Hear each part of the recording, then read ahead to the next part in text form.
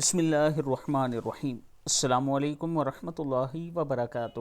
ایک تسبیح اور ساری زندگی کے گناہ معاف۔ حضرت ابو ہریرہ رضی اللہ تعالیٰ عنہ فرماتے ہیں کہ رسول اللہ صلی اللہ علیہ وآلہ وسلم نے فرمایا، جس نے سبحان اللہ وبحمدہ دن میں 100 مرتبہ پڑھا، اس کے گناہ معاف کر دیے جائیں گے، بے شک سمندر کی جاگ کے برابر ہوں۔ بخاری شریف کی حدیث ہے۔ یعنی اگر آپ یہ تسبیح پڑھتے ہیں تو آپ کے گناہ معاف کر دیے جائیں گے، لیکن یہ بات یاد رکھیں کہ اگر کسی انسان کے ساتھ آپ نے زیادتی کی ہے، اس کے حقوق آپ نے غصب کیے ہیں، تو پہلے اس سے معافی مانگ لیں۔ ایسے گناہ معاف نہیں ہوں گے۔ جو آپ اور آپ کے اللہ کے درمیان کے معاملات ہیں وہ معاف ہو سکتے ہیں، لیکن کسی انسان کے ساتھ زیادتی یا اس کا حق کھانا یا اس کی کسی چیز پر قبضہ کرنا، ایسے گناہ معاف نہیں ہوں گے ذکر اذکار سے، وہ آپ کو اس سے معافی مانگنی پڑے گی۔